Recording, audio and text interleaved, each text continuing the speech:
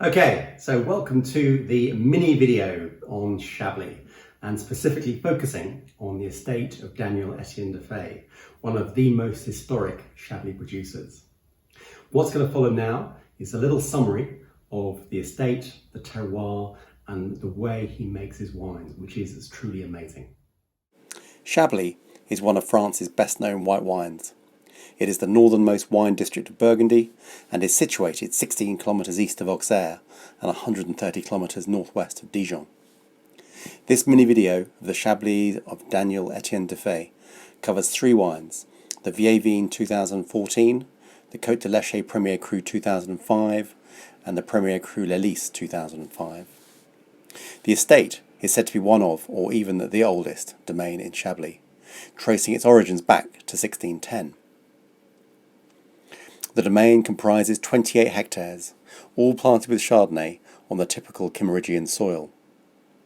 L'Hélice Premier Cru is set apart by its northeast aspect and a high proportion of clay, producing delicate and aromatic wines, whereas the Côte de l'Eche Premier Cru site produces wines with great ability to age and a mix of minerality and stone fruit flavours. Daniel-Etienne Defaix is the 14th generation family member to run the estate, and he took over from his father in 1978. Daniel-Etienne has maintained the practice of his grandfather, who kept the wines in tank for protracted periods to ensure they would always have wine to sell in the event of a poor harvest. This approach is pretty unique now in Chablis, and the extended aging before release gives the wines an evolved character that adds complexity to their freshness. The 2014 Vieilles Vignes is aged in tank on its fine lees for 12 months after fermentation. The Premier Cru 2005 Côte de l'Eche spends 3 years in tank on its lees, a further 2 years allowing time to settle, and is then transferred into a hermetically sealed tank for aging before bottling in 2017. The Premier Cru 2005 l'Hélice spends 4 years in tank before following the same process as the Côte de l'Eche. It is a rare and wonderful opportunity to have commercial access to this type of mature Chablis and creates a very different tasting experience. There are 2 cheeses that I would recommend. Sous-Main-Train is a delicious French cheese made with raw cow's milk in the Burgundy region of France. The soft, uncooked and unpressed cheese has a distinct, pungent yet sweet and creamy flavour, resulting from numerous washings with a solution of brine and Mar de Bourgogne. The quantity of Mar de Bourgogne is increased during the maturation period until the cheese develops an excellent orange-coloured aromatic and sticky rind. Époisse is made in a very similar way, but develops an even more pungent and intense aroma and taste. I recommend the 2014 Vieilles Vignes with the Sous-Main-Train and the Époisse with the 2005 Premier Cru. So our first one is the 2014 Vieilles Vignes from Defaix. So the vine's 40 to 50 years old, and as already mentioned, the wine spends 12 months in tank on its lees before being bottled and then held at the estate prior to release. And this is where it is so unusual for a producer to hang on to its wines for so long before release onto the market, so they are absolutely ready to drink when they're released. So 2014, this colour, as you might expect from Chablis, it is totally unoaked, or the whole time that the wine has been spent on its lees in tank prior to bottling. And it's a pale lemony gold, first of all. And then, first of all, just give it a swirl. And I think straight away you get that benefit of the evolution. You know, that's 2014, we've got nearly 6 years of age. And you know, there's a richness, there's a creaminess, there's a butteriness to it, despite the fact it's had no oak. So, but it's a ripe, there's a citrusness to it, lovely intensity, and you know what we might often say is minerality. So it's flinty, it's almost that sort of smell of sort of wet stones, but lovely, rich, complex nose. Okay, so let's move on to the palate.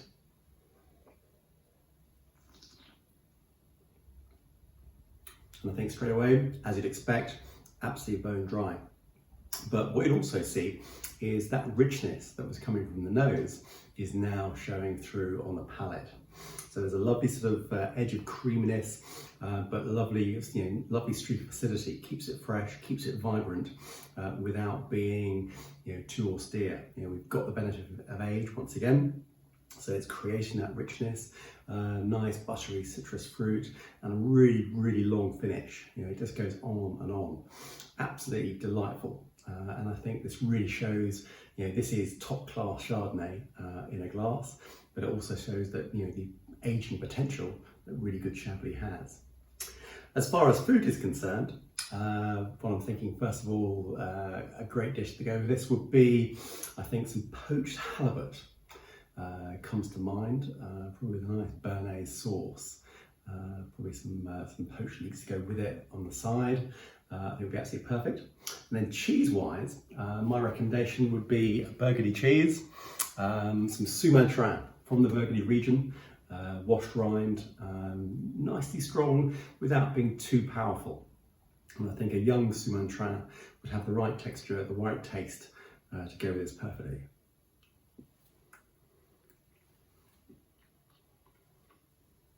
So lovely intensity of flavours, and with the Chablis,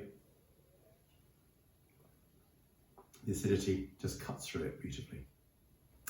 Okay, so moving on to the two Premier Cru vineyards. So we've got the 2000 vintage for both wines. In my left-hand glass, we've got the Côte de Léché, and my right-hand glass, we've got l'Hélice. And I've already talked a little bit about the aging of these two wines. It is extraordinary, it's very unusual. And I think just looking at the colour, there's not really much difference, to be quite honest, between the two. I think what surprises me is, given their age, 2005, so nearly 15 years, I was perhaps expecting them to be even darker in colour. But looking straight down, really clear, really bright, really vibrant, you know, really, they look in absolutely a great state.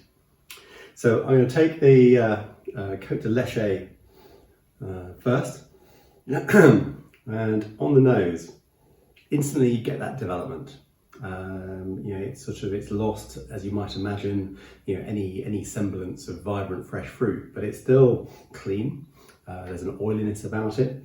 There's a bit of an earthiness to it, but it's still fresh. It's got an evolution about it, but you know, there's a vibrancy, there's an intensity, there's a concentration, and you know, the more it sort of swirls around, I'm starting to get a little bit of almost a little bit of dried stone fruit, that sort of thing. So really fascinating, earthy, mineral, dried fruits, sort of coming through on the nose. So let's give it a taste.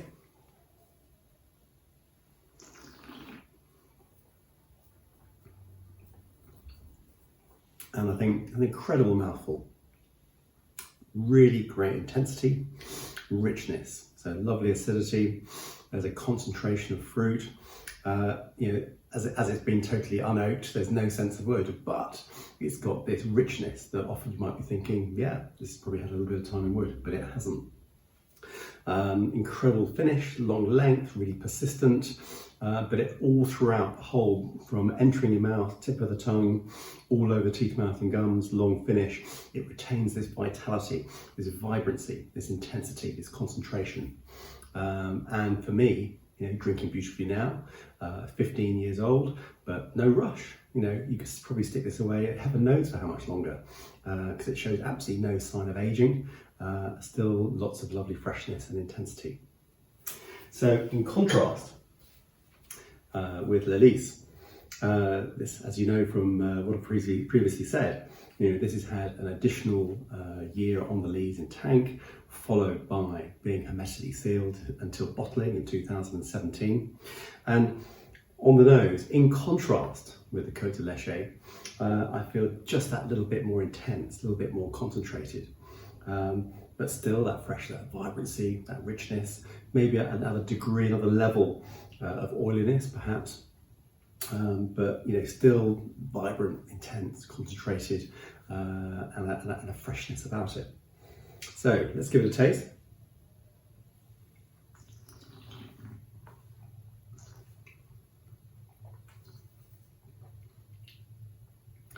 Again, it's very similar to the previous wine. You know, it has that intensity and freshness. 2005 was a great vintage, really ripe fruit, optimal conditions. So, you know, it's perfect conditions for creating wine capable of great aging. And once again, perhaps in contrast to the previous wine, this feels slightly fresher, just a little bit more intense, maybe a hint more acidity, or perhaps just a little bit more fruit coming through, which says it may this last even longer.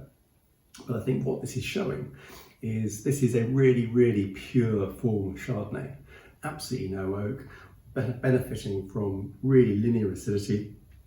The very specific Kimmeridgian clay terroir that I think has contributed into that sort of, that flinty, stony, really sort of clean vibrancy that comes through.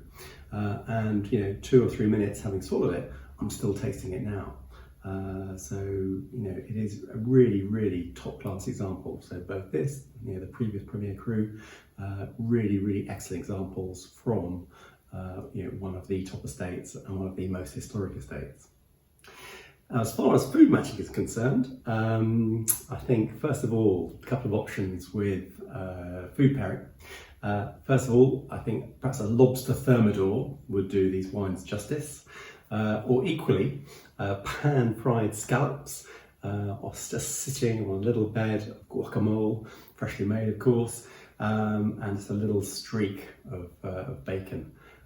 That would just complement the flavours of the scallops and the guacamole.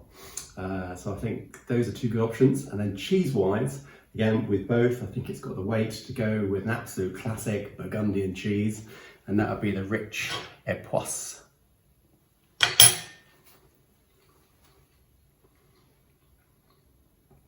Gorgeously intense, but I think these 2 Chablis have got the weight, they've got the acidity, they've got the richness to counter the cheese absolutely perfectly. Cheers. So that concludes our mini video, our tasting of 3 Chablis from Daniel-Etienne Defaix. I hope you've enjoyed them, and can I just say a big thank you to Julia Syrad, who has done all the effort work in putting the video together. Hopefully see you next month.